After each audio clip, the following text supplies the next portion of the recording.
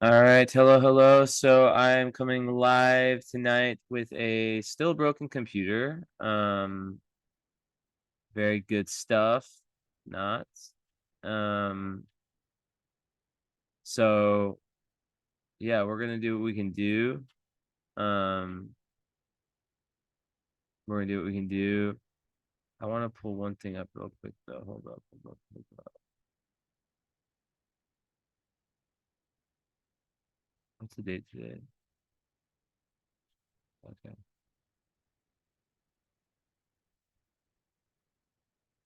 Okay, I need to see one thing.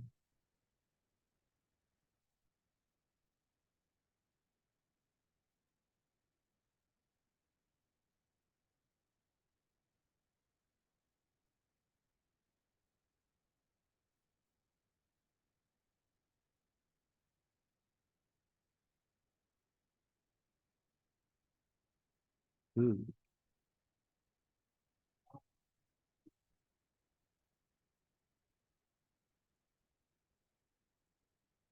okay, we'll save that one. There's just a lot of people that bought on the same day. So I'm just trying to decide which one I want to do right now. I want to have them all pulled up. I thought they were.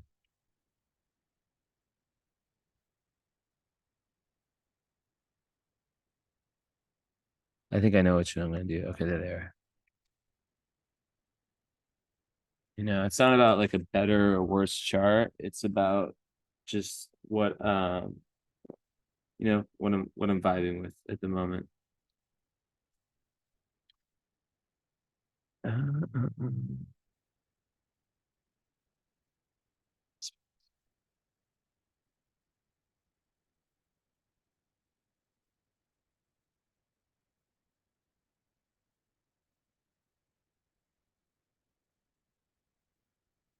Okay. Yeah, that one sounds good. No, let's do the hard one.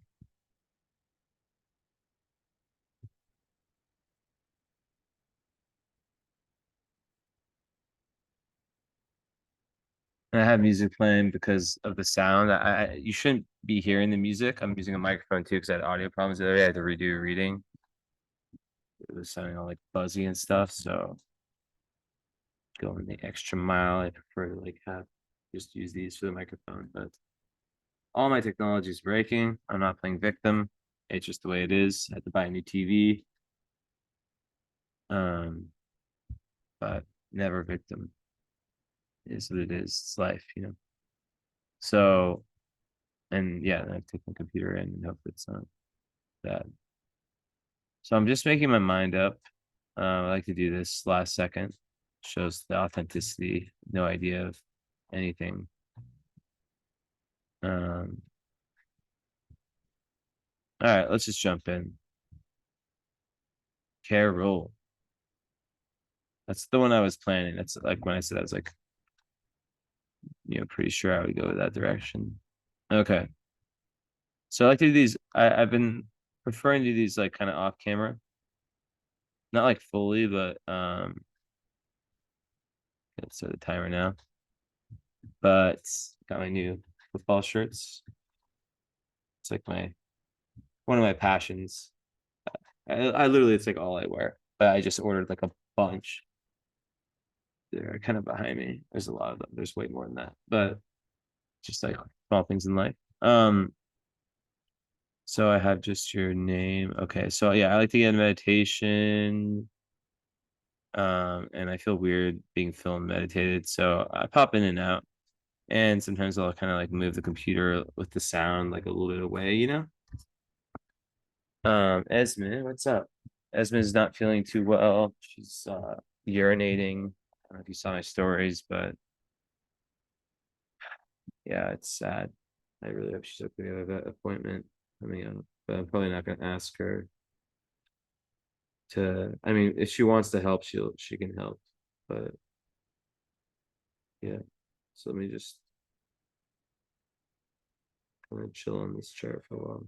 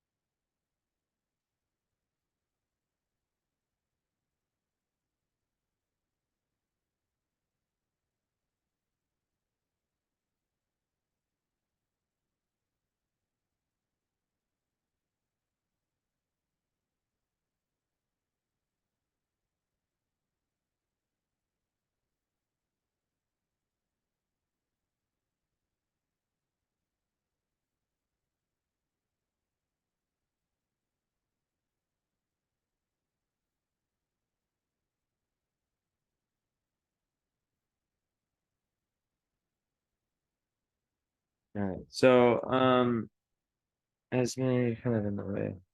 Go right here, Esme. All right. So, I'm like so paranoid. I want to write like another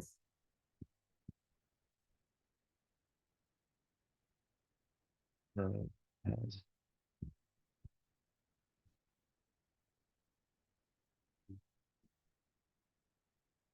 test, test, test. Not this far away. Test, test, test.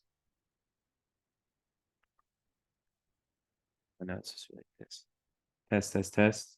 Yes, that's see, that is what it was doing. Over here. Can you still hear me? No. Here's good. Test, test. Perfect. See, I have my mic the wrong way. I mean, both sides look identical, but actually, how does that even make sense? I don't know, but it picked up on more there. All right. Well, double aqua in the house. You have your sun conjunct my Venus. Shout out to you. Um, and you have your moon conjunct my north node. So I don't like to talk about myself in these readings. I'm not like that kind of dude, but there's obviously clear phase with me delivering this cosmic message. So being a double Aquarius, it's so fascinating. My one of my best friends, she is a double Aquarius. She's just a magical human being. I think it can be kind of hard for double Aquarius to exist in this reality. Um, they feel very validated when they're able to find hobbies and um, really live authentically. I'm sure that's not new to you, but you know, you can't box a double Aquarius in, and another thing with double Aquarius, it's the double power, the feminine and the masculine. You're born on a new moon in Aquarius, right after it, a few hours after, so it really is a new beginning for you in this lifetime as in respect to individualization. Now we are born in different years. We both have, which is crazy, another indicator of why you came to me. And I don't say this in every reading, by the way. Um, like we both have the same thing in our chart. So I think I'm here to deliver this message to you because not every astrologer understands this like I do, which is that you have Pluto square your nodes natally, and this indicates past life trauma. So, little story time. One of, if not the most important thing I ever learned from my own undertaking in astrology, via my own chart was that, you know, I had exhibited all these, signs of trauma in my life, but the events didn't add up really, right? Yeah, there was some difficulties, but it wasn't as much as like it was adding up to, you know. So when I saw, oh, Pluto square the nodes, I saw that okay, so I'm someone who's brought in trauma, right? So we don't remember it consciously. That doesn't mean it doesn't exist. That doesn't mean it doesn't linger in the unconscious. So, off the bat, it does create impetus for you know, the importance of doing the inner work, of doing the deep Plutonian death, rebirth, transformation type work is mega important.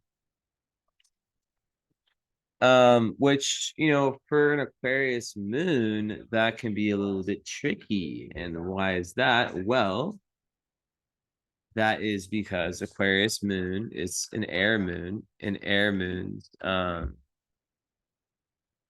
it's not that they're not emotional, but sometimes they have a little bit of issues with connecting with their emotions. Um, Air is more logical, and the moon, like I said, it rules your emotions, your instincts, your internal comfort zone, metaphorically speaking. Like it's like how you live. It's like the environment. I think of like a home living room of how you like live within yourself. So, um, is it a cozy, warm fire? Like, what are the needs associated with it? Is it like a thunder wrath? Right. So, of course, everyone, is constantly evolving and going through different periods. But, the Aquarius moon, one of the advantages of being double Aquarius is that supreme objectivity, the ability to, be so logical while others might be a little bit emotionally led. An Aquarius moon, um, yes, very rebellious. Yes, they're here to blaze their own path. They're here to be leaders. They're here to connect with other like-minded souls. Um, but when you have this kind of past life trauma, it can be a challenge to tap in and really come into contact with those emotions and feel them and cry and um, do what you got to do to move the energy, because airmen sometimes they prefer to like talk about the emotions, intellectualize them. So you're Leo rising like me. Well, that's in common. North Node in Gemini in the 11th, and okay, Mars in Virgo, so that's interesting. So the key aspect is Moon square Neptune. We'll get into that. You have a nice Mars trine Venus. So your Venus is in Earth, yeah, in Cap with your Mercury. Um, yeah, so let me do another stare down.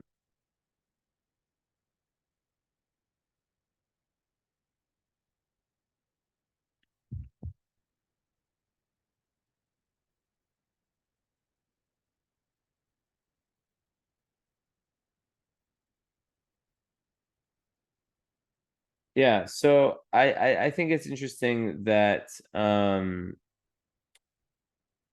you have the Leo Aquarius axis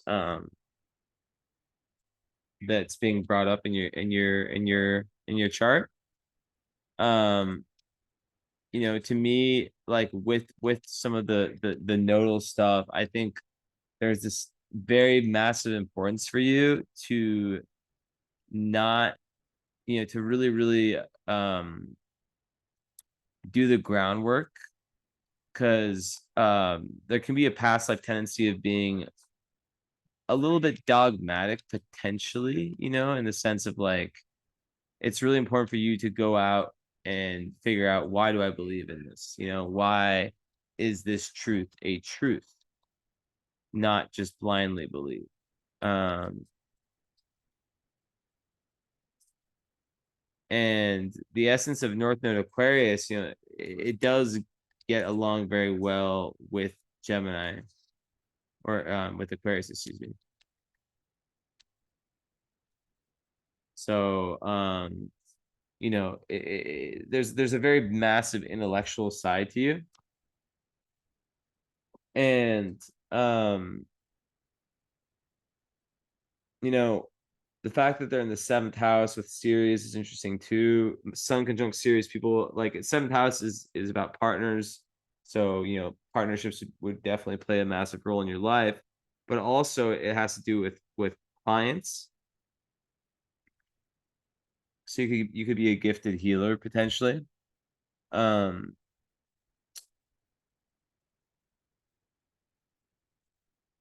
because yeah, Ceres on the sun, it kind of adds that nurturing energy, right? And someone who you know can really, really, really it could be through, it's all about like this kind of eight, like people who have like a lot of Aquarius, like their time is coming. Age of Aquarius, you know, sometimes it takes them, because it is Uranus, it's a very special life purpose. It's very significant, it's very, or not, it is significant. The word I was looking for, it's a very distinct life purpose. It's not like everyone else, right? So there's nothing worse for an Aquarius than to like be in a consensus reality, or be like um you know following rules and stuff. Like it just won't work for you, right? Even on a career level with your midheaven and Aries, you're meant to, you're meant for entrepreneurship. You're meant for being the captain of your own ship, per se, right? So, and as an Aquarius, that's about autonomy. So kind of being able to fix a life for yourself where you don't really have to report to anyone. That would be like the best. um Being able to have that, right? And a lot of times people with these placements, with like a lot of 11th house or Aquarius, it's later in life that they find their true purpose, right? Because it does take a lot of trial and error, and like I said, it is very, very rare. Or not rare, it is very, very, very um you know like it's all about individualization. And because of the past life trauma, right? And you have Chiron and Pluto square. So there's like past life pain, past life trauma, potentially being, um, because like the Pluto is in the second. So that, I always look at that as like past life spent in survival mode.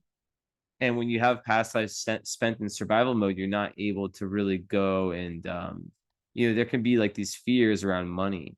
And some people with this, they can sometimes like go to great lengths, to make sure that they're safe in this way. But then it can be like very difficult for them. Like they can be like millionaires, like billionaires, or like super wealthy, and still um have issues with spending, right? And being Venus Capricorn, typically they're pretty conservative around spending. But the point is, freedom, Aquarius moon, freedom, autonomy, the road less traveled, anything weird, anything quote unquote weird, anything eccentric, that others might not enjoy. For double Aquarius, they love it. A lot of times very quirky, sometimes dark sense of humor. I love Aquarius, you know, maybe my favorite sign. Um, why is that the case? Because in a world full of fakes and copies of clones, I'm just being dramatic, but really, yeah, it is true. Um, Aquarius stands out. Aquarius from a young age says, like I'm down to be the one that people look at. I'm down to be the one that, like, I'm okay with being the one that is misunderstood, right? Because there's the only thing, like, not the only thing, but like the thing that I know that is worse than being misunderstood is living like a robot, you know? So the value system's a lot different. Um, but yeah, like I could definitely, with the seventh house, you learn, there is the potential for codependency. It's not a for sure thing, but it is just something that, when you have sun and moon there, you can take a lot of your vital energy from partners. So when, you know, like seventh house sun, a lot of times they shine brightest when they're in partnership. But the thing about Aquarius, and this is kind of like very interesting, is that Aquarius is very independent. So in relationships, they oftentimes prefer to have, space, right? They don't usually like the clingy types of relationships. So it's a little bit of a catch-22 when you have that much seventh house. But I think that one of the goals would be, how can I create a life where I'm able to, have very fulfilling relationships, um that aren't based um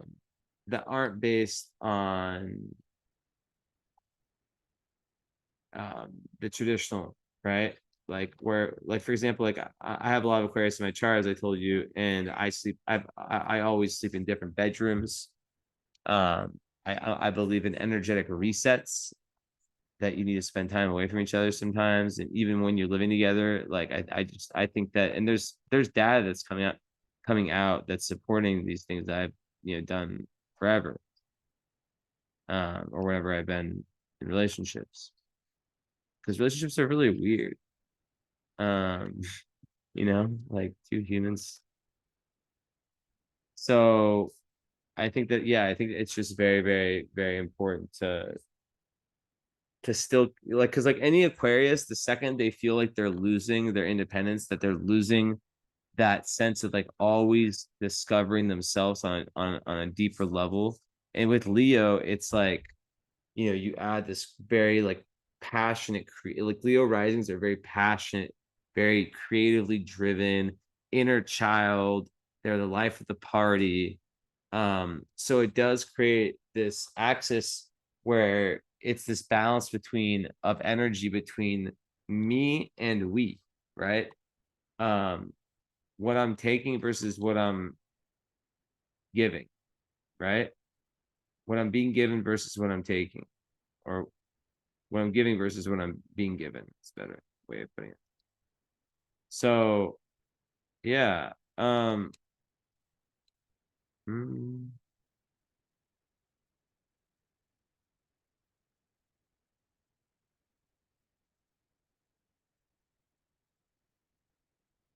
yeah. So I think for the aquas, you know, it is very, very important to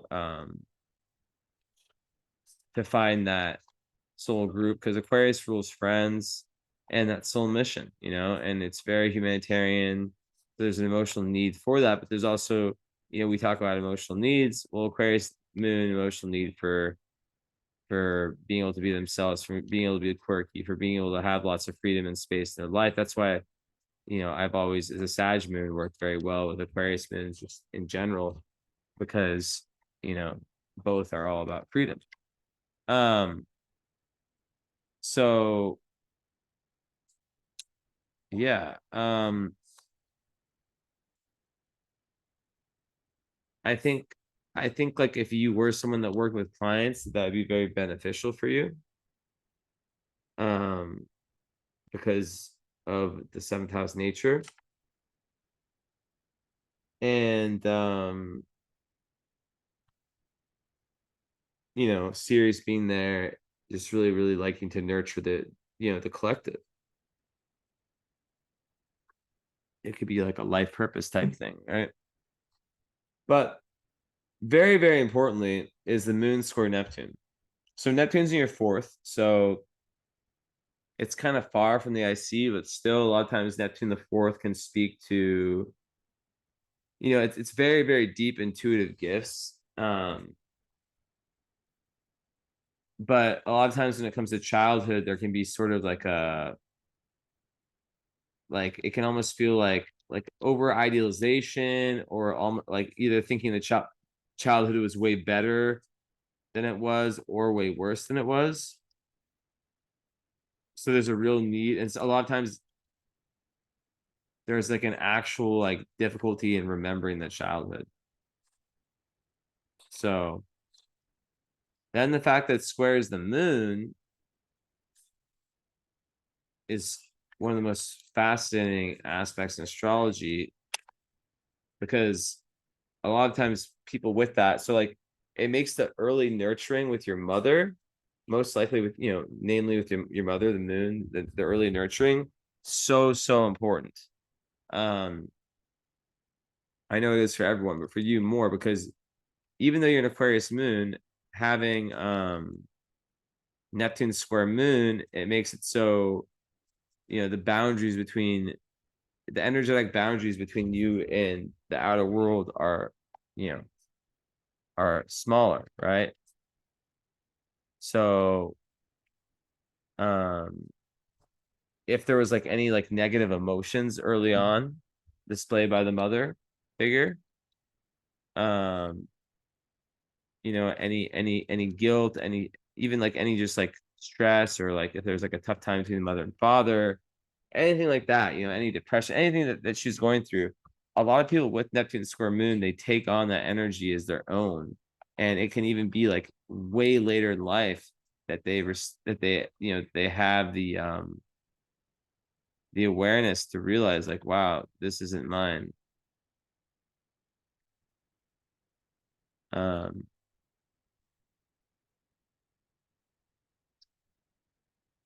So I've had clients before who have that, who I've said that to, and I've been like, okay, I want you to like really write down, like what is yours, like is there any like do like a creative writing exercise, like when I ask you the question, um, of your emotional pain, of your deepest unconscious scars. And remember, we're still balancing the fact that we have the nodes involved, right? But of all of that, right? What is the part that belongs to you?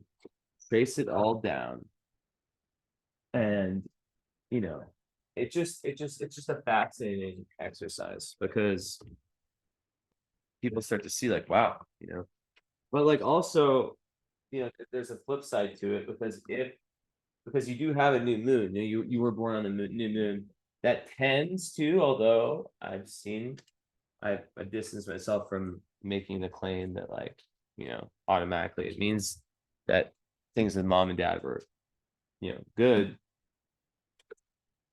But I've seen a lot of examples where it has been good, um, or at least where like their overall messages were pretty in sync. So, um, yeah, I think the moon square Neptune, it just really increases the importance of, what you took on early on.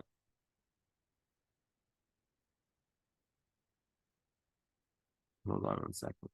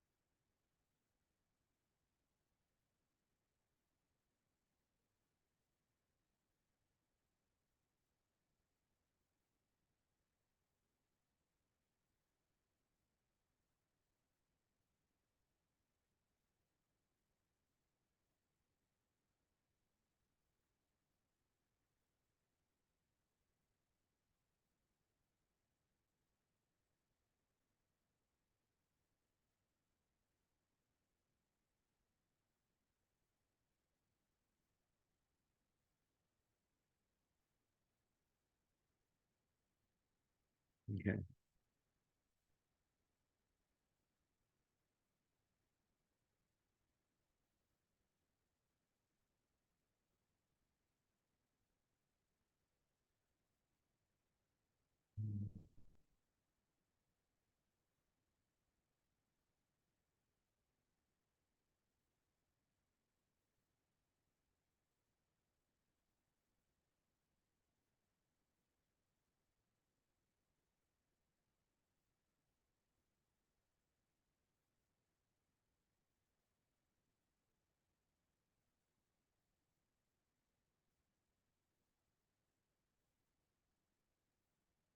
Hold on. Sorry.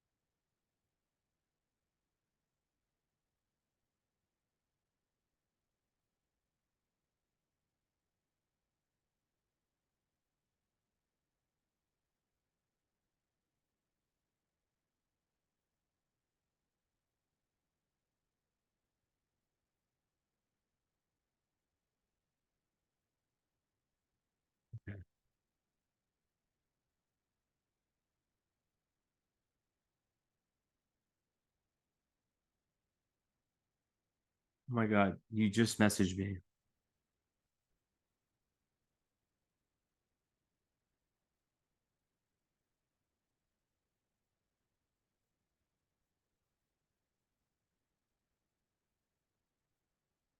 That's so crazy.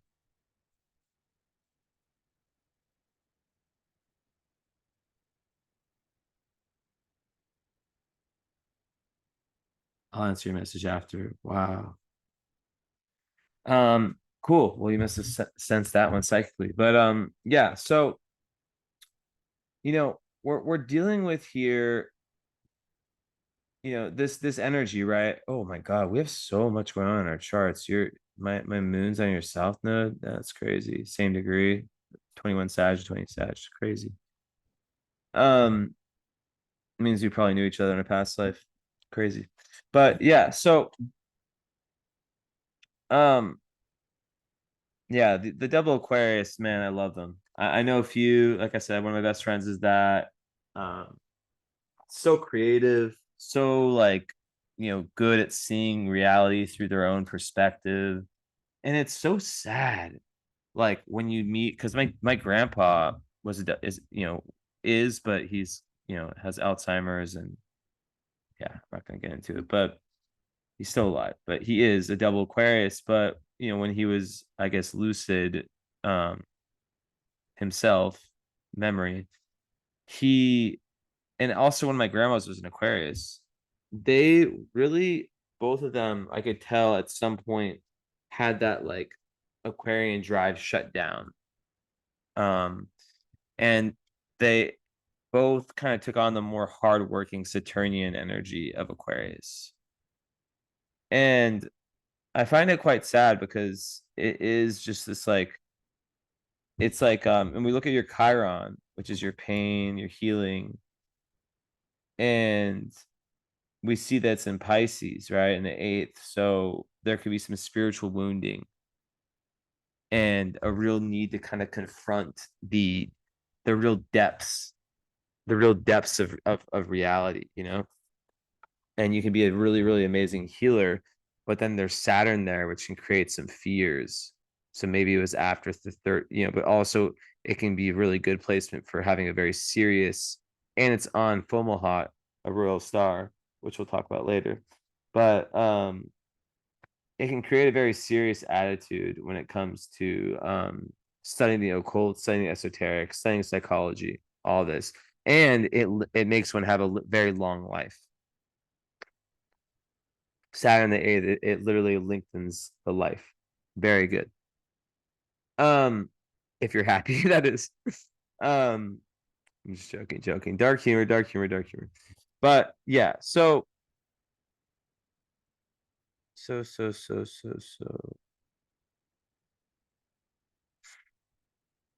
okay, so Uranus is ruling your sun and moon. So obviously it's a massive um planet. So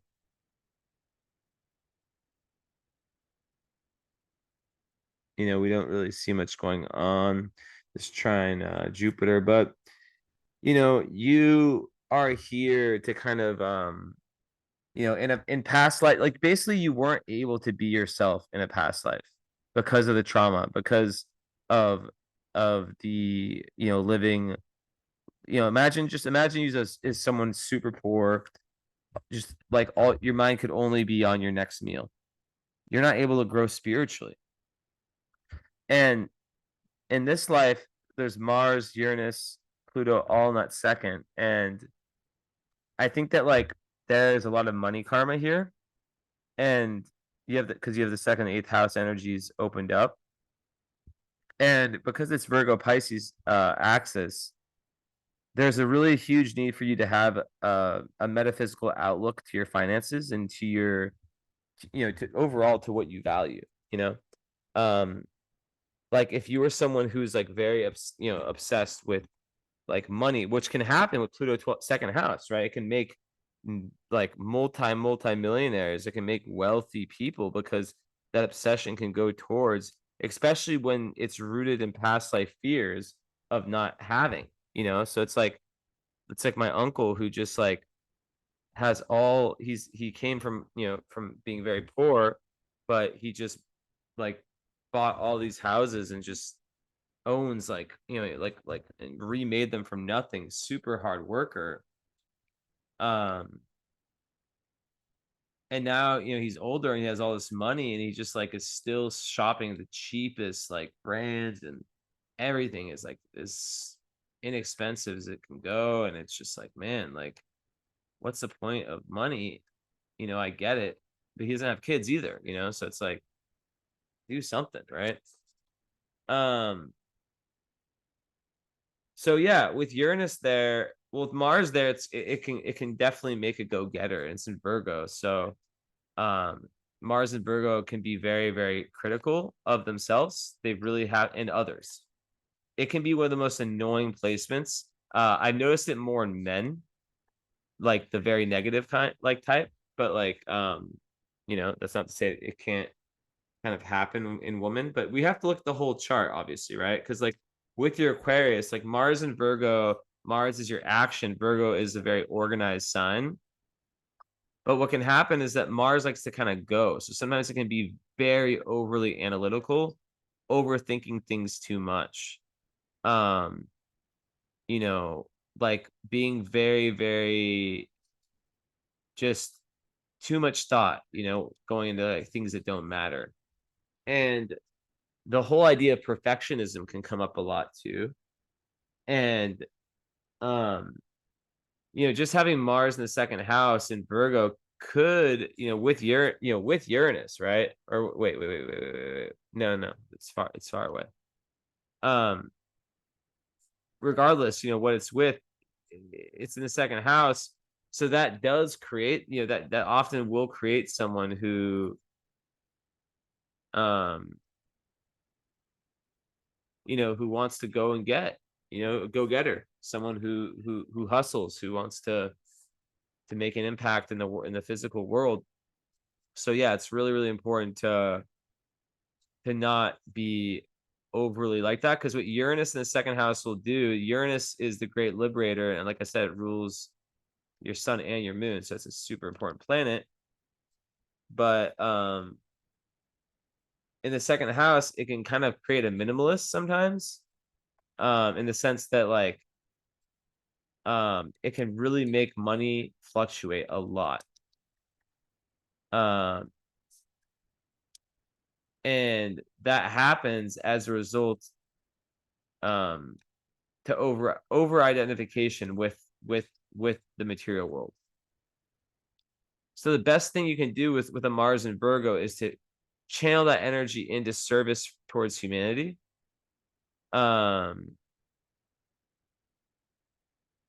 That's the best thing you can do, because Virgo is very service oriented, and Ceres is on your sun, and you're an Aquarius, right? So like Virgo, I always say Virgo and Aquarius are the two most like misunderstood signs.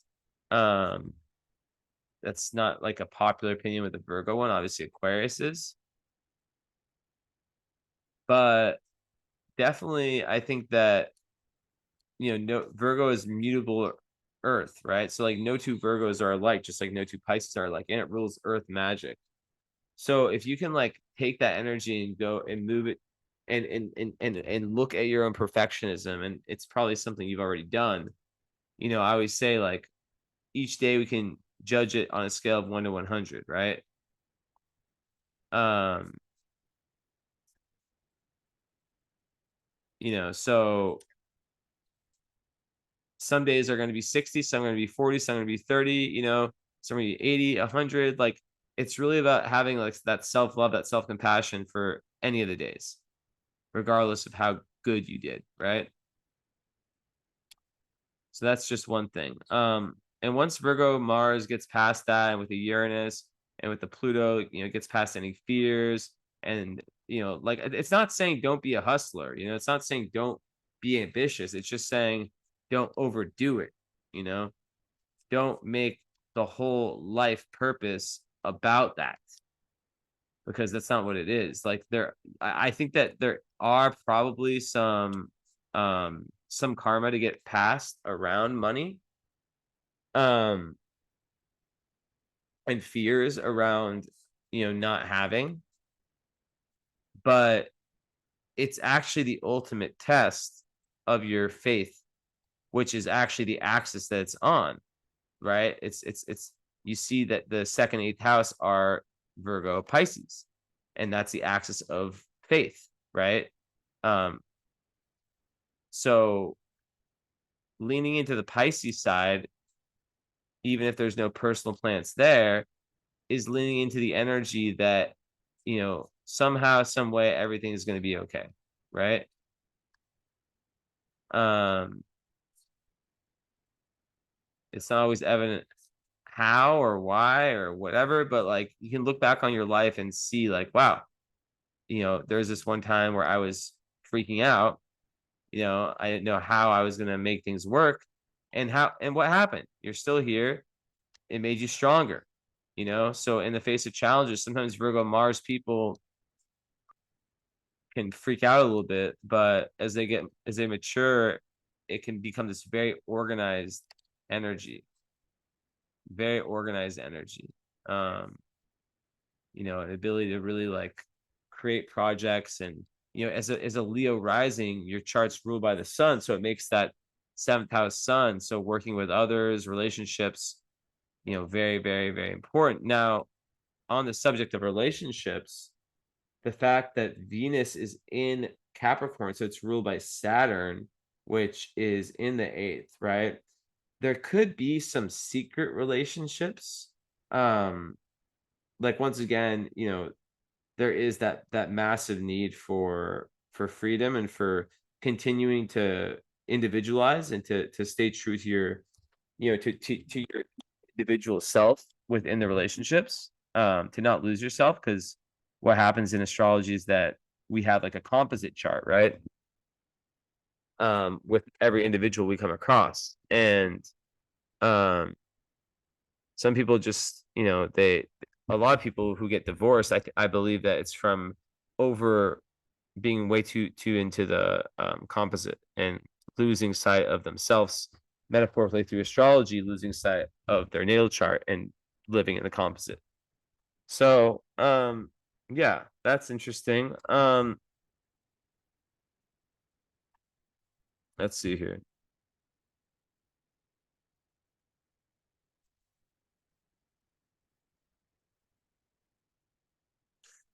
I think like also with the moon in Aquarius, like I said, like a moon in Cancer and a moon in Aquarius have the same trauma, same thing that happens to them. Moon in Cancer cries about it right away. The moon in Aquarius, maybe 10 months later, they realize, oh shit, that thing impacted me emotionally, right? It doesn't mean they're not emotional, but the fact that square Neptune actually makes it kind of like almost like um, in what degree? 19. So yeah, you have Sun and so I would give you have Sun and Moon square Neptune and square Jupiter. So you have a T square. Interesting. Shoots out in Leo. But basically, it's a double T square because it's on your Sun, your Moon. That's super interesting. So the sign Leo is like the sign for you. Um, but yeah, like lots of like proneness to depression with the Moon square Neptune, and with Sun square, it's really about like valuing the softer side of your nature, like the divine feminine, um, and really finding like creative pursuits that you can really dive deep into, right? But yeah, with the Sun square, I think it is really like a lot of people with that, they will have identity crises until they um find their own version of spirituality, which doesn't mean meditating or astrology or anything like that. It could be music, it could be, just like journaling, whatever, just like being more, you know, like balanced and having like some type of spiritual practice. But there's like a lot of battles that must be overcome to feel strong, confident, and in your identity, right? And in your mission as well. That's why it could kind of take things a little bit longer, and it's really important to not play the victim also, because it can really like erode the self-esteem, erode the confidence. And yeah, watch out for substances too with like any kind of poisoning, anything that you know, Neptune rules that, so that's important. Um, but yeah, like it's really, really good for like the entertainment industry, music, art, all that stuff. Also just like charity work, activism, which is like, you know, right in the backyard of Aquarius. Causes, you know. So, but it's really important to not like join cults. You know, to not fall victim to the energy vampires and manipulators. And sometimes people with the Neptune squares, they find it difficult early on to trust the right people, but they grow and their intuition grows. It's about learning the difference between intuition and imagination. But a lot of times they feel like kind of oppressed. Sometimes like when they're older, younger, excuse me, they get like victimized and they get like told that they did something that they didn't do and picked on and unfair shit. And they learn how to kind of stand up for like the smaller person, which is maybe like I wouldn't be impressed like once again if you were some type of healer at all, maybe even like a psychic healer. But yeah, a lot of times they feel like they're like backed into a corner at some point in their life, and they either like, um they have to kind of like lean into like this real strong energy. And talking into mirrors and cameras is very, very healing because Neptune rules those.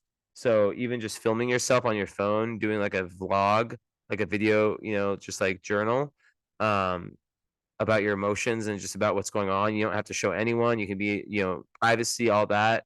That can it has like an actual magic effect. I discovered this, but I kind of through my clients have shown that this works. Um, yeah. So just so like the subtle energies, you're so sensitive. So you have to have time alone as an Aquarius, with Neptune. Um, you have to really, really understand that like you're a sponge for energy. So as a healer, you learning boundaries, learning energetic protection is very, very important. Hold up. It's very, very important. Um, Is my is the cutest thing ever. I really hope that she's okay. Please update me on her vet visit. I wonder what's wrong. yeah. So yeah, like that's just just it's just like a kid who picks up on like all these like nonverbal cues, like psychic ability. You are psychic, right? And Uranus rules the future, so a lot of double Uranus can be someone if they're able to like believe in themselves enough and not go through that negative escapism of drugs, alcohol, gambling, whatever it is. Um, living in like in complete isolation, feeling like I'm too weird, I don't fit in. Um, and of course, relationships are the biggest healing for you, right? So, yeah. Um, so definitely some soulmate energy in this chart for sure. And I do compatibility readings. They're extremely deep, and if you're ever interested in that, let me know. Um, so yeah, and the only reason I know that is because I checked my DMs and I saw that you're that you Carol, and I forget the gentleman's name. Um, but I'm not gonna say the last name, even though I probably won't release this on public. But yeah, so yeah, a lot of the life lessons for you as a Leo rising will be learned through these through the conversation with other. One of the best things for Moon Square Neptune is to be able to share your deepest emotions and share your dreams and share like because there can be a lot of shyness and a lot of feeling like I just don't fit in, like I'm fucking weird. There's something weird about me, right? But the more that you start to kind of express your authentic emotions and your kind of like your thoughts, your views of the world, the people listen. Especially when you talk about your suffering, people listen, and it really connects you. It's like the best thing. Those are like the two best things I could tell you. Um, Also like just like as a theme, like it would be women and men would kind of test you throughout life, right? So yeah, really testing the patience and very important to have alone time to know yourself as someone, knowing yourself alone. So when you know yourself alone, when you go out into the environment in the world, you're able to understand, okay, this is what makes me different. So yeah, so you have moon and sun square Jupiter. So that is Superman, Superwoman syndrome. It can make one overly optimistic, overly idealistic, like prone to like excessive behavior. I have Sun square Jupiter. It's just like taking on too much stuff. It's really, really good for reaching your goals, but sometimes it does take some kind of like leveling off, or not leveling off, like just grounding, like kind of becoming realistic. But with the moon, sometimes, yeah, it's about like learning self-discipline. Um, Sometimes there can be a little lacking of that. But you do have Mars and Virgo. So you see how in your chart, Mars and Virgo is very helpful. Um,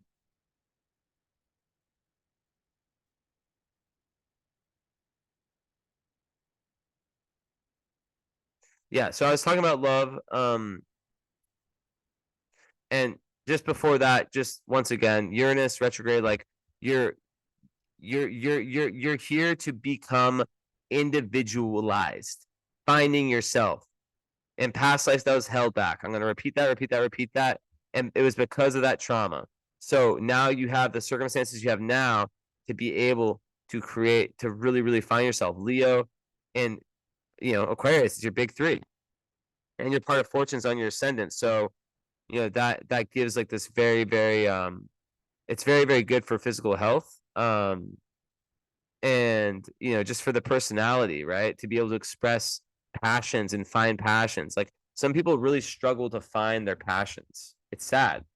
But you as a Leo rising, you're someone who can really, really laugh and make other people laugh, smile, like this infectious energy, but like the thing with any Mars and Aquarius placements is God syndrome and narcissistic potential. Not saying that's you. I don't think it's you. I know people with charts like this who are amazing people.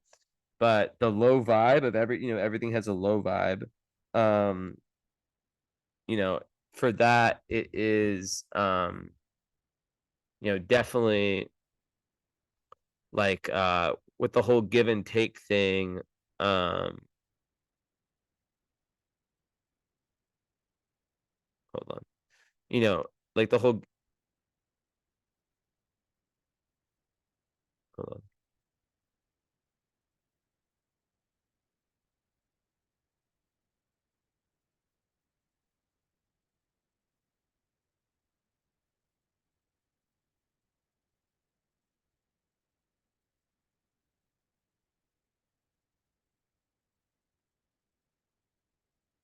All right, all right, all right, all right, all right.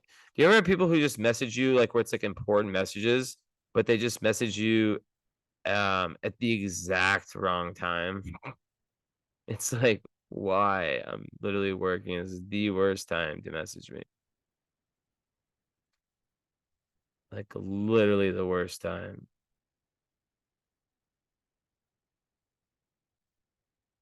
Okay. Phone away. So, it's probably so loud. But yeah, so Leo Risings, we shine bright like a diamond, like Rihanna, the singer. And part of fortune there it means that you're able to really, really be a star. In the sense of like you have like a very your presence is felt, on an angle. Um, you're living as a shining example to others, right? Um, so it's really important to avoid distractions on this journey uh, from others who might try to condition you. Now, I was gonna go love, but now I'm gonna go north node a little bit.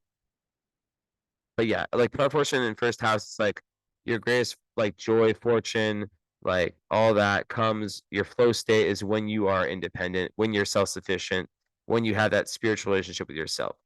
Okay, so how does that relate to your North Node, which is like linked? North Node is the destiny point in astrology, right?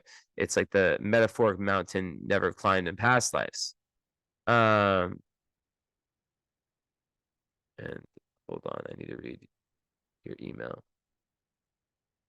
I always wait till not the towards the end. I'm not saying your name out loud. I'm not saying.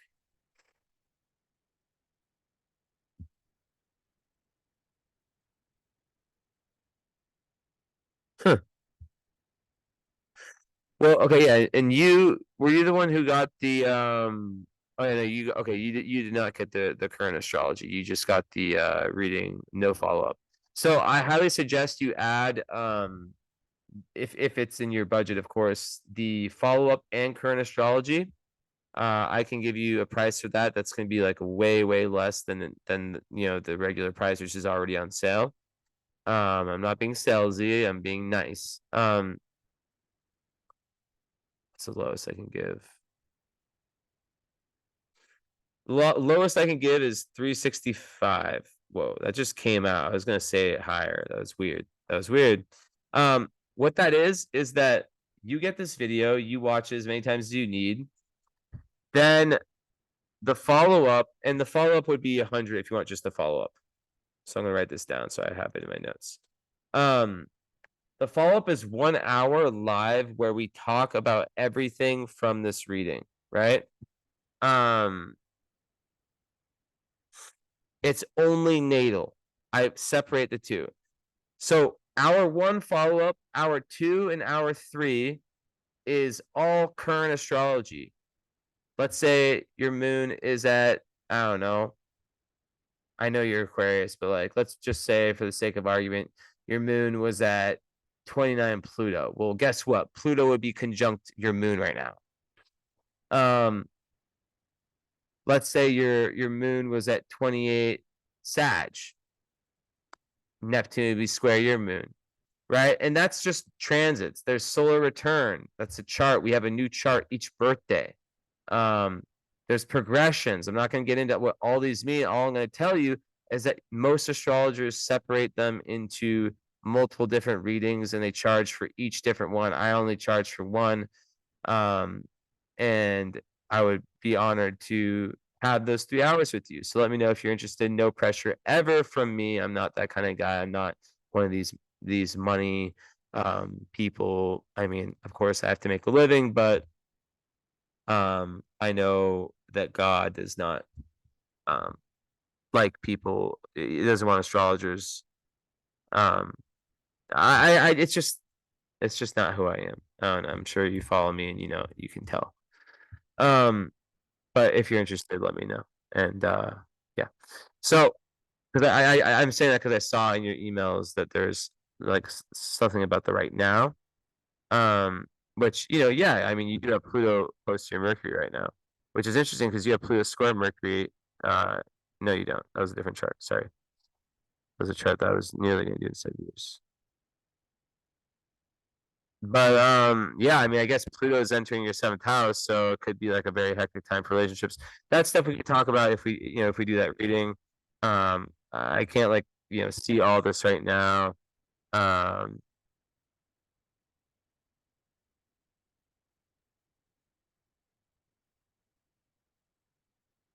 oh, and yeah, and then Uranus is um well, you kind of passed these really crazy Uranus. So your last few years have probably been fucking nuts. Like Uranus square moon, Uranus square sun. Damn. I went through that because we have the same Venus and Sun. Like my Venus is 12 Aquarius, your Sun's 12 Aquarius, so but yours is way more intense than mine. So yeah, that's very stabilizing, but also very freeing. So maybe I don't know. Who knows? Big stuff, like relationship, lots of tests. Lots of tests. But like when you can set the infrastructure of a relationship to be very freeing with solid foundations, where you can have conversations like, "Hey, I am feeling like I need to be alone. Can I have space?" I don't believe like necessarily for me and people who have Aquarius. One sec, I'm gonna switch football shirts. Oh, I can't talk. One sec.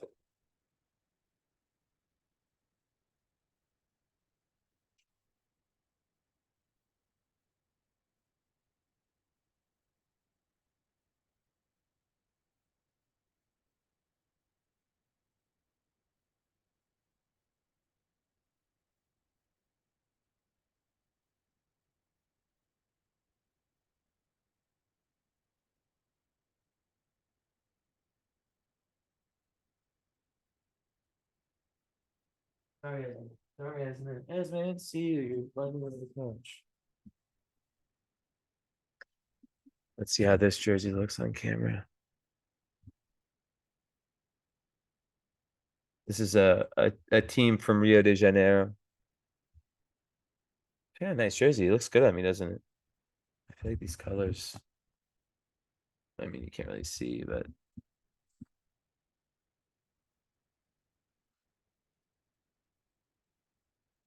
I never buy myself clothes. Like I'm one of those people, but I did, and I'm so happy. It's so beautiful. I got like jerseys from. I got let's see Rio de Janeiro, AC Milan, Italy, Marseille, France, Rennes, France, Egypt national team, Amsterdam, Milan again, Betis in Sevilla in Spain, Brazil, Boca Juniors in Buenos Aires, Argentina. Um, I got Arsenal in England, in London, not too long ago. Mexico, that was not too long ago. What else? Yeah, so it will be a lifelong collection. One day I'm gonna have like 200 football shirts. It's gonna be amazing. I love it. But anyways, okay, that's enough about that. This one is really looking nice though. I didn't like it as much earlier as I do now. Okay, enough. Um, so yeah, like really getting like clear about childhood, about how it was, how it really was, this, that, and the third, not over idealizing it. Super important. The North Node journey, it is very connected. It actually trines your moon. So and I hope we have our session. If God wants that, he will, because there'll be some things we can talk about. We'll see if that's meant to be. But you know, you're meant to find like-minded people um who take you away from conditioning. So your friend groups, you know, you're like North Node in the 11th and Gemini, like you're meant to be someone who goes out in the world and finds the data, right? Because in past lives you believed in things that like let's say it was the church, and it brought consequences. You know what I'm saying? So in this life you're meant to go out into the world through friends from different countries, you know, all that. And to have that attitude that what I know is never enough. And um 5 to 11 is about from the me to the we. So it's like making a real contribution. Humanitarianism, very nice. Very, you know, something that would be very good for you. Because you have a 10th house Jupiter, and that, you know, on its own is really nice because it is in Taurus, so you do have to watch out for like, you know, being hedonistic. But it's very good for money.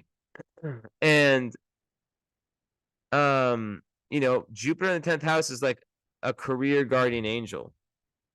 It gives one, as long as they're not like being greedy and being assholes, it definitely sets them up with a lot of great opportunities.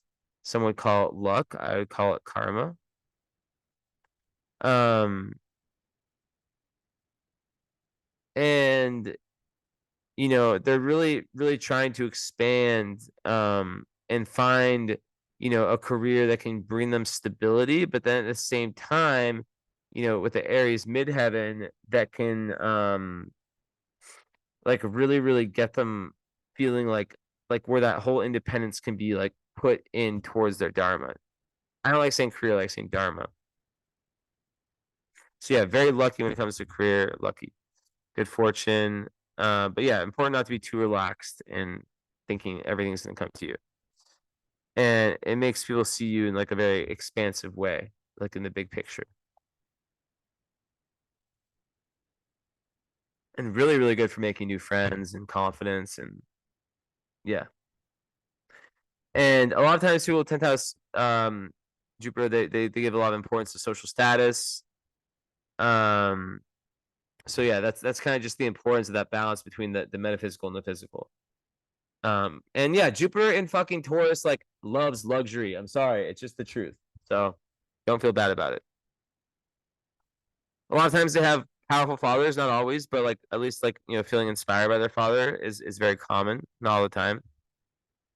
Um, so yeah, it's like this real blend of like the expansion of Jupiter and the 10th house, which is like the strategic kind of capability of Capricorn Saturn. Um, but because it squares the sun and moon, there can be bad decisions. There can be lots of difficulties in the professional and personal life. So there is a real need for you to ground yourself. Because there can be a struggle, like also, even though there is all that good energy. Cat noises. It's really, really important for you to trust the right people and take your time with decisions. But sometimes people with this, they want to like, earn money without doing anything. And but yeah, they tend to just attract work opportunities. Like they lose a job and then they wait 2 weeks, their friend hits them up from the other company and they're like, hey, I have a better opportunity, better pay, better work-life balance, blah, blah, blah. And they're like, okay, I'll take it. It's very good for reputation. Um, yeah. So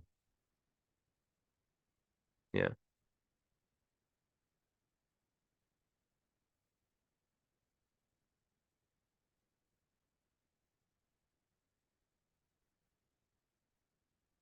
And a lot of times, like because it is in Gemini, it creates someone who's very responsible ever since they were young, like a child.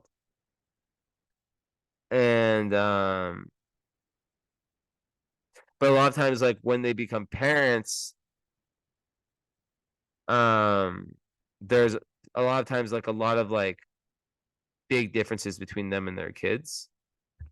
Fifth house does have South Node in Vertex, so there's a lot of faith. If you do have children, there's a lot of faith, and it's Sagittarius, so you can actually learn a lot through your kids. But it's important to, and your doorway to higher awareness is through that. But also traveling, and really, really like the idea of I know nothing. Each day entering, I know nothing. That's the mantra.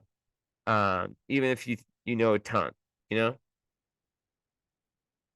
I employ that myself, you know. Um, so yeah, just that fiery Leo rising, seventh house sun, just being able to see the best in their partner, um, enjoying partnerships and so forth. But yeah, very unconventional. So um, but yeah, okay. So with love, right? So we Venus in Capricorn is actually quite traditional in love. They really want like reliable partners. They want to build foundations, sixth house. So they want people who like understand like the little small things that they really care about, that can be a little bit OCD-ish.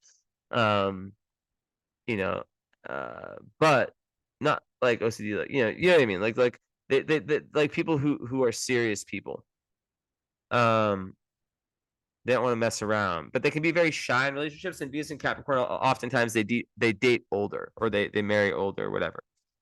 And it's very slow the relationship how it's forming, but it's very enduring. A lot of times the hardest part is at the start, and it gets better and better over time. And there's a certain karmic glue that sticks the relationship together through the tough times. Now, Venus in the sixth house is amazing for pets. Where's Esmith? Um, it creates someone who has like a very, very peaceful daily work environment. Their daily routine is very, very important to them, and they're very, very good at it. If they work in a company, you know just with people or in service, they have very good relationships with the people they work with, coworkers, and it's very one of the best. So you have like a really, really good health astrology, by the way, really, really good. Um, so Juno is also in Capricorn, so that's like the marriage asteroid. So same as Venus. So it's like, you'd really, really be someone who loves, who needs that stability in a real serious partner. Um, Someone who you can actually maybe work with on a day-to-day basis. Like sharing chores, decision making, like a balance, right? Coworkers, maybe working on projects together. And Juno and Capricorn, it's like you need someone who's serious, like I said before, but who you can really respect, who has something going for their career, and who also wants long-term commitment. And a lot of times they marry later in life. And you're born in what year? Yeah, 65. So yeah, who knows? I saw you're married. But yeah, like just it's such a bright light for you to know that Aquarius energy, Uranus energy, oftentimes like the most important parts of the life are later in life. And they sometimes have to take a risk. Um, everything kind of like builds to something. And it's about like taking a risk based on the intuition, whether it's working with someone, um, you know, learning something new that can expand them, so many different things. Um, so yeah, what else? Yeah, so really, really like smart with like money, like very like creative with money making schemes. But like yeah, money in and gone the next second. It can make someone like a spendthrift. But then Venus and Sat and in Capricorn, like I said, can make that a lot better. Um, and yeah, like Pluto second. It's also about challenging the link between um the changing inner values and the changing like need for like physical possessions.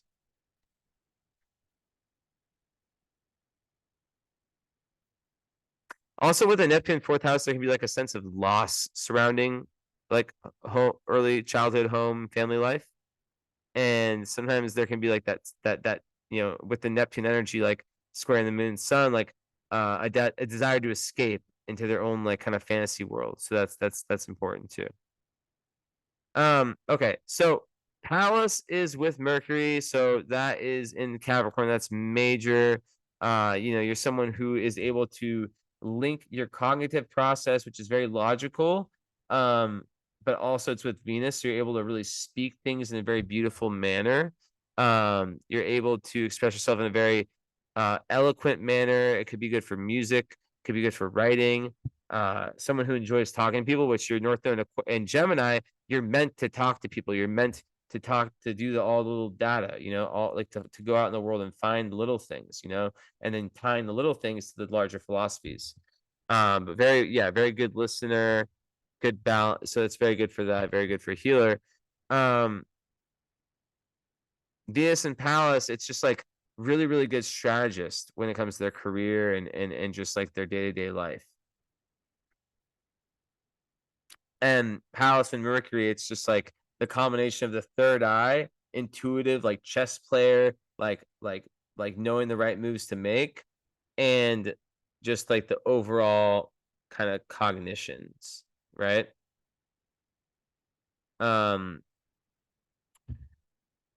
like very like careful thinker. Mercury and Capricorns are very careful thinkers. They a lot of times they place a lot of importance on if something's been proven or not, like the credibility. Um, so they can be very cautious, which is good, but like not being overly cautious, right?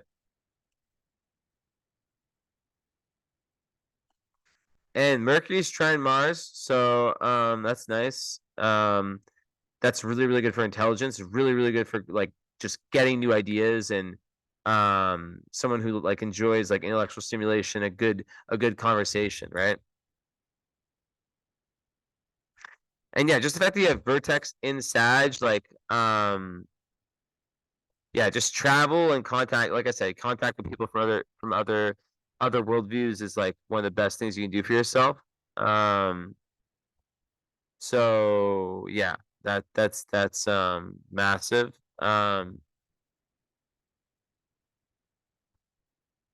Some people with that, they like live in countries outside of the ones they were born in, and it's really, really good for them.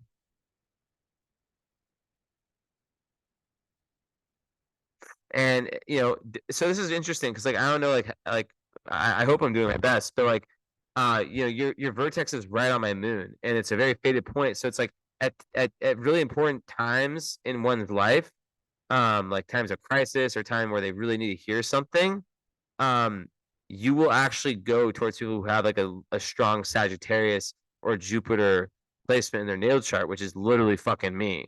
Not to make it about me. And these people will like protect you, guide you. It's not just me, it's a lot of people, right? um and it's kind of like a divine synchronicity, right? Because like their abilities are meant to kind of stimulate this greater awareness that helps motivate you towards your highest self, right? So the fact that my moon is 21 Sag, your vertex is just about 20 Sag, your south node is 20 Sag. I know it sounds weird to say, and go watch all my readings ever. I say this very few times. Me and you have past life karma together. I'm just saying, I can see it through the chart.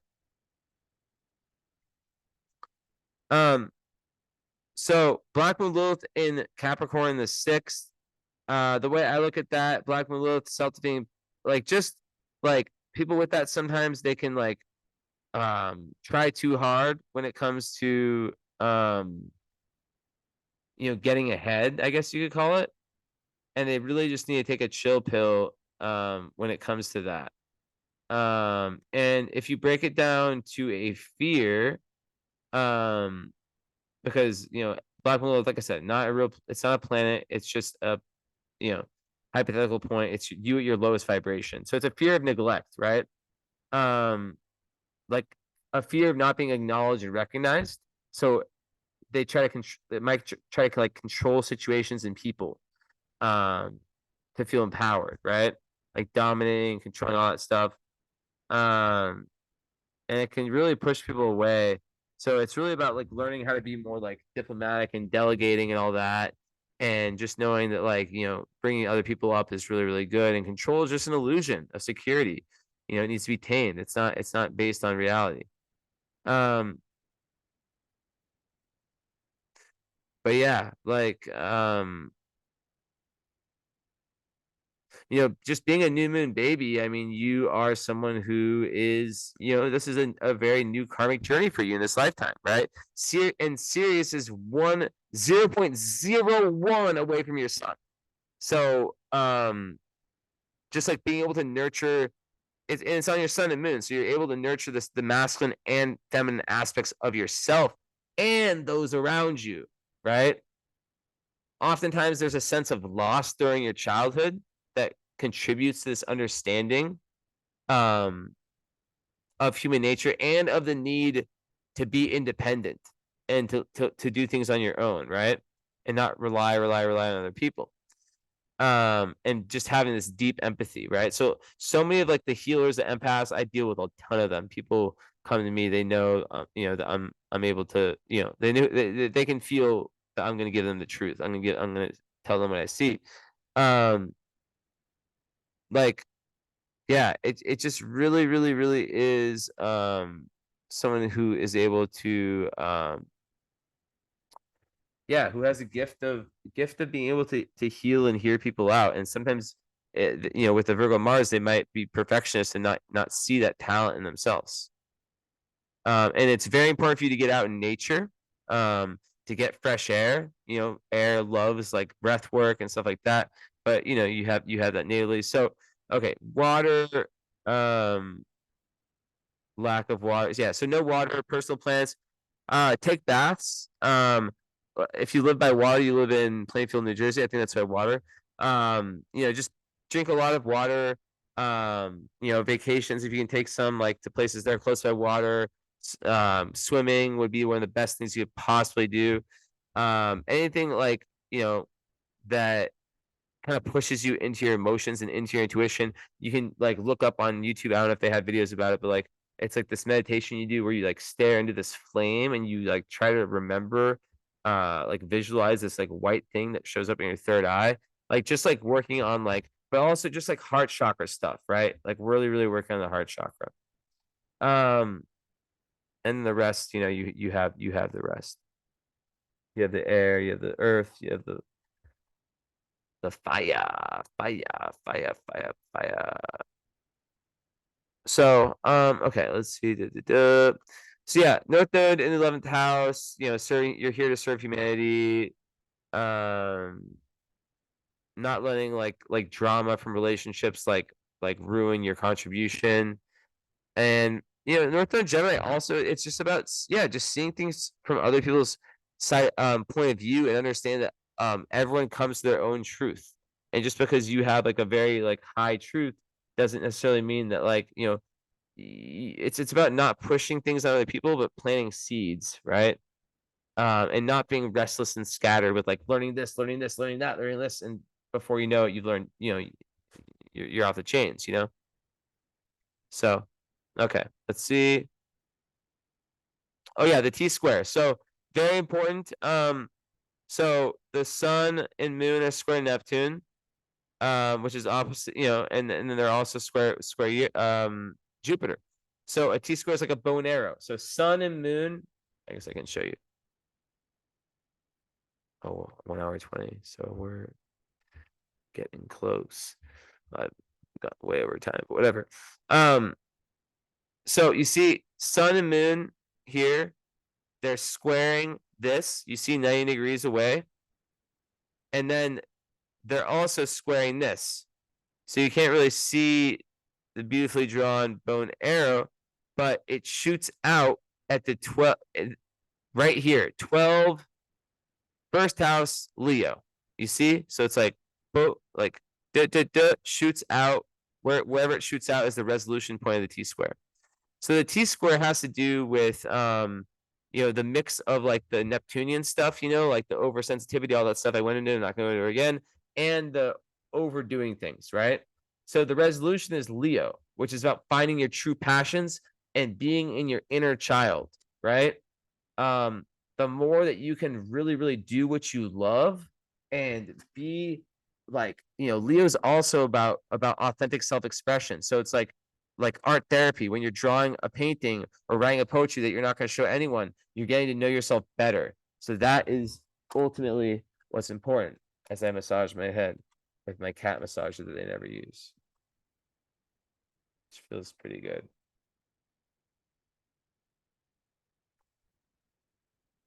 I'm going to test if you can hear this. And yes, I know using it. There's certain things I can do like I think you can hear this, can you?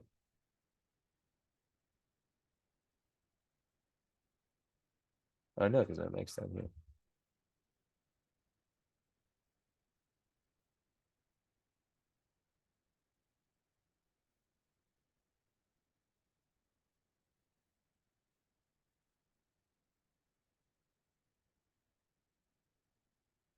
Why is my volume so low?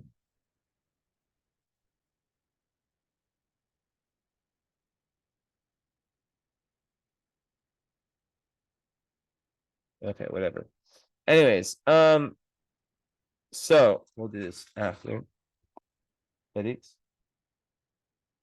Oh, he's actually accepting it. Never mind. Never mind. Maybe it'll help my shoulder thing.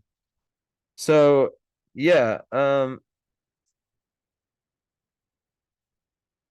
really, really, really like a single point of vision this lifetime and finding that soul fam. So you can judge your friends based on like how they how much or how little they take you away from conditioning. Okay. Vesta in the ninth in Aries, you work better left to your own devices, entrepreneurship vibes. Um, doesn't mean you have to be an entrepreneur. It just means that you want to have a level of independence in your work, and that you probably work, but like the thing about Aquarius is like it's very collaborative. It's about working together. So you could be a very good leader.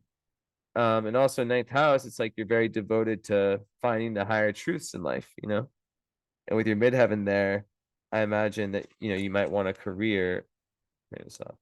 You might want to like a career where um, you might want a career where you're able to truly, truly, truly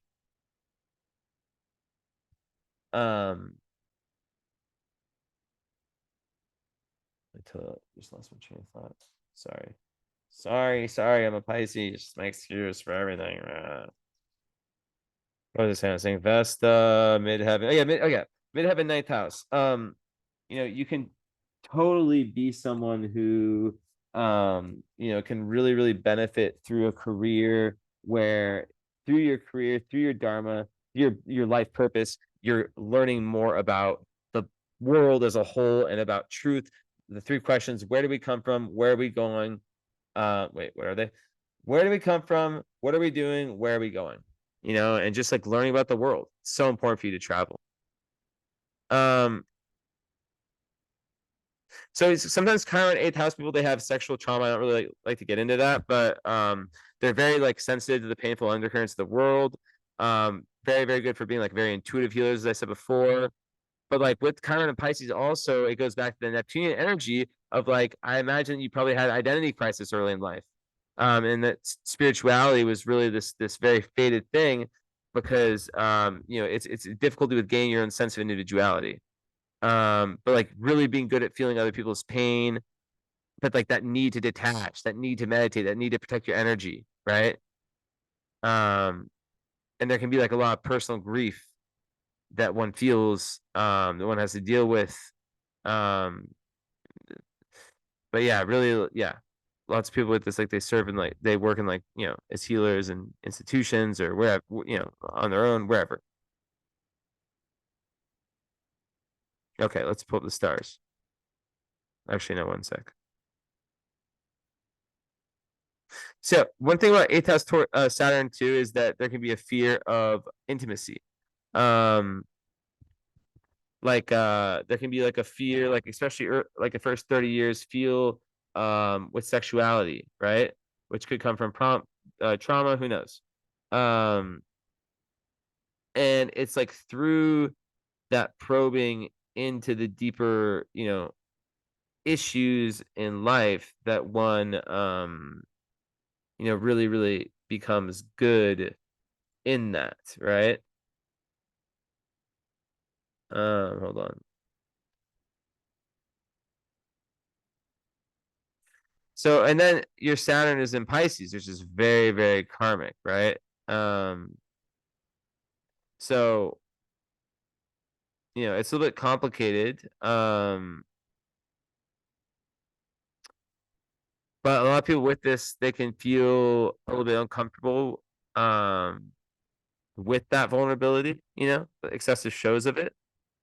Um, but there can be like a lot, it's just about like allowing yourself to feel, to feel that. And as an Aquarius, it can be like, ugh. And I know I'm the same way. I have Mars and Venus and North Node there. Um, so, but yeah, it's someone who does a lot for the underdog, the empath. It really is like someone who wants to, who kind of conveys this like this kindness, this support, right? Um, but sometimes they can end up feeling quite alone, but they work in a way that's very, very spiritual, very, very like yeah, very, very intuitive and very lots of wisdom there. But like a lot of people with Saturn Pisces, they feel very annoyed by people who play victim, you know? Um, but yeah.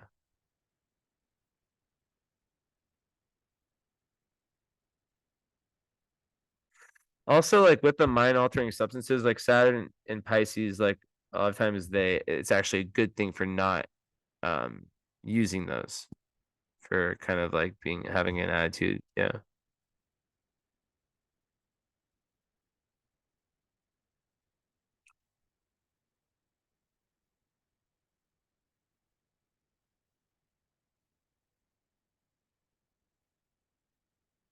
So, what else besides this? I can't think of anything else. Yeah, some people with that, like early, especially early in life, they can lack trust with their own intuition. Um, hold on to like I said earlier, like guilt and problems that aren't theirs. And I know there's more I'm not thinking of.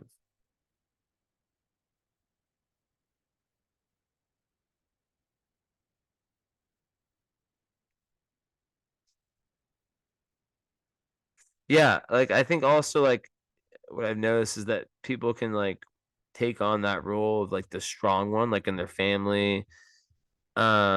But sometimes they don't get the support they need. Um, like they might not want, like I said, express the emotions. More comfortable, like feelings can be found like offering advice than you know doing like getting all emotional. And that's totally how I am. Um, but yeah, like it's like deep caring, but like kind of difficult to like let yourself go on that level. Um, so yeah. Yeah, and like everything gets better in time with Saturn, so all these things get better in time, post Saturn turn post 30. So um, as you kind of like go through life, you realize, okay, I'm limiting myself, limiting my relationships, blah blah in this way. Then it can actually like make one like start to get vulnerable and get into that kind of like more um emotional side. So yeah, yeah. All right, let's pull the stars up, baby. Stars and asteroids. What is important? Where's my book? Okay, let's search.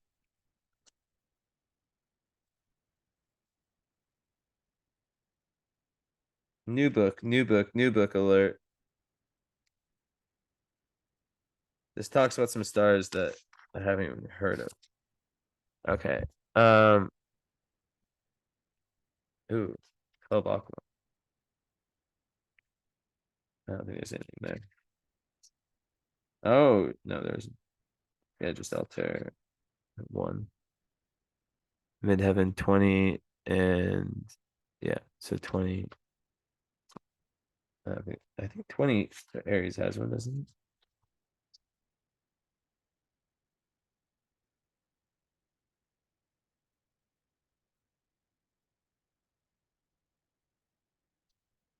Yeah, Beton Kaitos.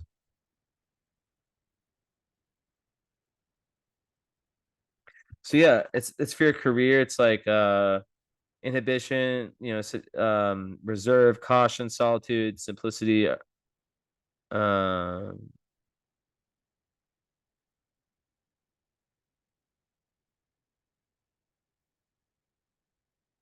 yeah, their fate is usually one of change.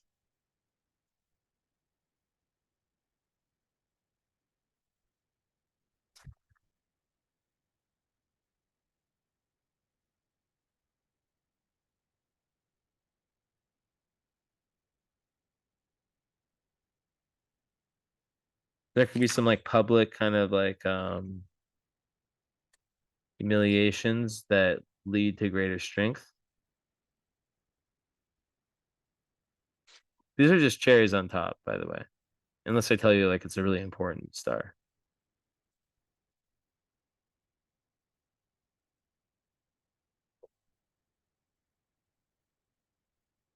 Okay, well that didn't really give me what I wanted. What about Venus? 25 and 27.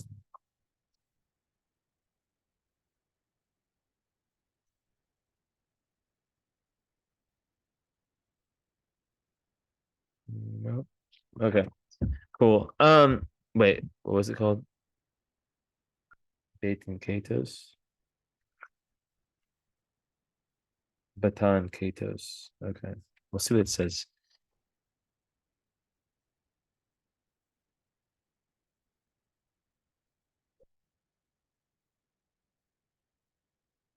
Okay, so let's see. So Midheaven, Baton Katos. Is there anything? It's not like a very, very strong one, by the way. It just says trouble through old people. Watch out for associates. And yeah, just work hard, because yeah. Um it can kind of like if one's too in the material we're looking to make like yeah, like what I talked about earlier, like big up and downs. Okay, so full moon hot with Saturn.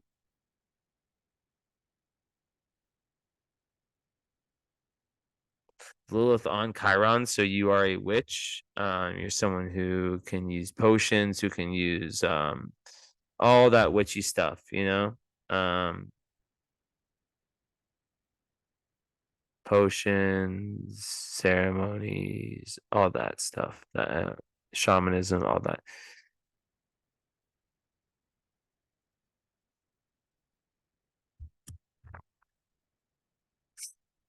Mhm. Okay, nothing there.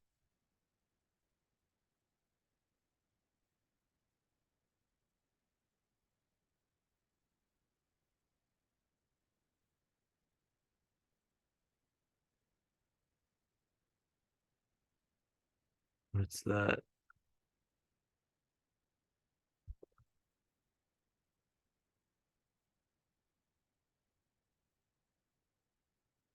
Oh, show me what this is.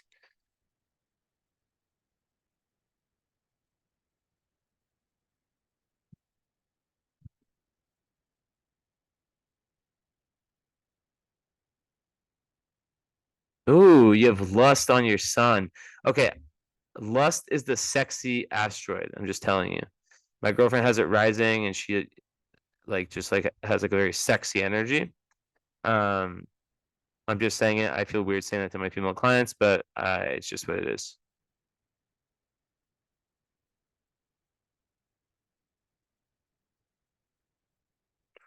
And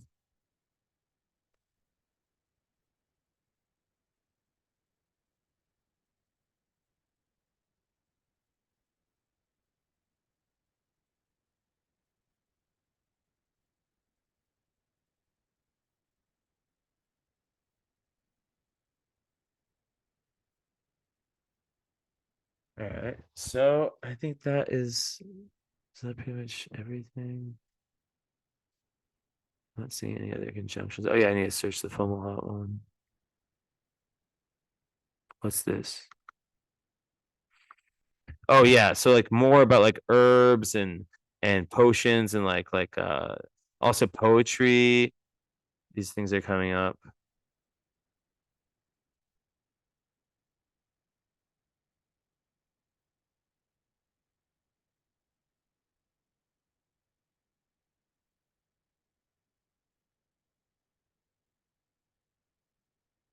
Okay, so let's pop that one.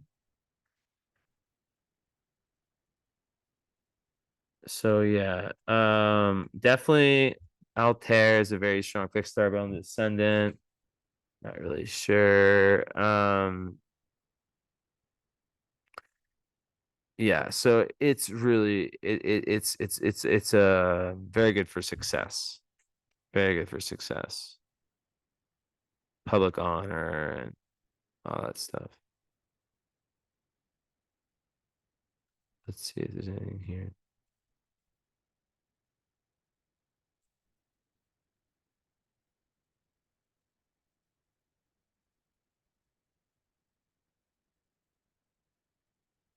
Yeah, very bold, determined, and maybe like a very successful husband or partner, I guess you should say to be. to be inclusive or whatever the word is. Okay. So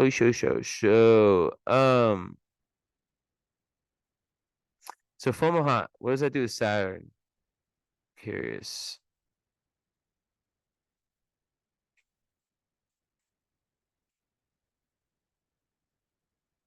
Yeah, it speaks about like this idea of being wrongfully accused. Um, and just like, yeah. Um,